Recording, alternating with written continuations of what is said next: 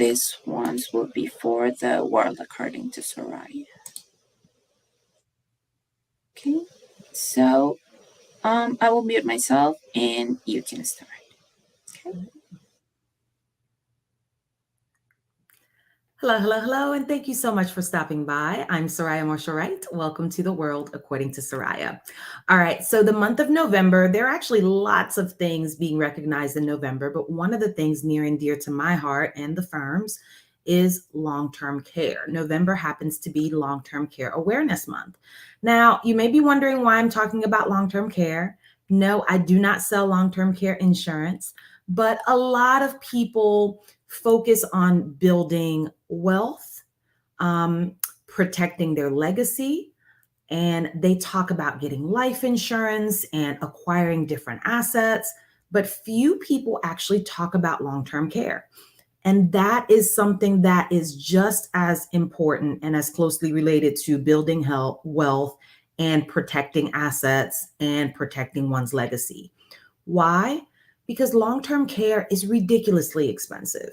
Unless you've had an opportunity to look into it or had a loved one who dealt with it, you really would have no way of knowing that it can cost on average about $8,000 to $20,000 a month, depending on where you live, for long-term care.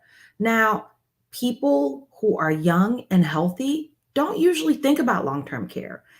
It's usually the elderly who are close to actually needing care who think about it and want to get it. And at that point, it is so ridiculously expensive that even if they could afford it, it may not make sense. So I want to take this opportunity to encourage you that if you're still young and healthy and you think you do not need long-term care insurance or you do not need to do any type of long-term care planning, I want to encourage you to rethink that and to speak to a professional who can give you more information. I can tell you that I'm under the age of 40, and the last time I inquired about long-term care insurance, it was a good policy. It was several $100s a month, far more than I would have expected to pay for at my age. But that's the kind of world we live in, and that's how expensive this type of thing is. But the downside to not having it is that if you have to have care in the future, all this money you're saving to leave to your loved ones, all the wealth you're trying to build, the legacy you talk about, you could end up dwindling all of that, paying for care out of pocket. But if you are proactive and you do something about it now, then you may have something that can help supplement your out-of-pocket cost. All right. So if you didn't know that, number one, this month is Long-Term Care Awareness Month, now you know. And if you didn't know that when you're young, it is the best time to start looking into long-term care insurance and specifically planning for your long-term care needs, now you know. And I'll see you next time. That was great. Thank you. I didn't know it was that expensive. Yeah, I think I was quoted a little over $300 a month for long-term care insurance. I'm 35. I, God willing, won't need long-term care for at least another 40 plus years. So it surprised me. Great. Thank you so much for educating me on long-term care in the US. And now the Alzheimer's disease. All right, so this is Alzheimer's aware. I want to make sure I'm saying it correctly. Yes, Alzheimer's disease awareness month.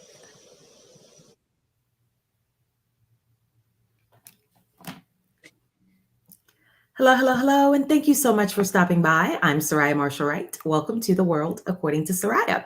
All right, so many of you may already know that I'm originally from Haiti, but what you may not know is that I have a personal experience with Alzheimer's. Yes, the month of November happens to be Alzheimer's Disease Awareness Month. It's near and dear to my heart because it's something that I do on a daily basis. And I work with clients who have loved ones with this disease and serve the community to assist individuals and their families dealing with this disease. But my personal experience is a little bit different. And it is why I'm deciding to bring you this message this month. So, reason why I mention Haiti is because sometimes whatever community you grow up in or live in, you just may not have access to certain information. So I remember being a very young child and meeting my paternal grandmother, meeting her when she was completely bedridden. She couldn't really communicate much.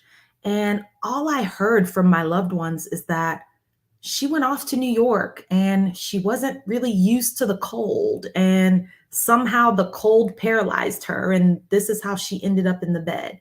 It sounded off, but obviously, as a child, I didn't question it. And for many years, I didn't question it.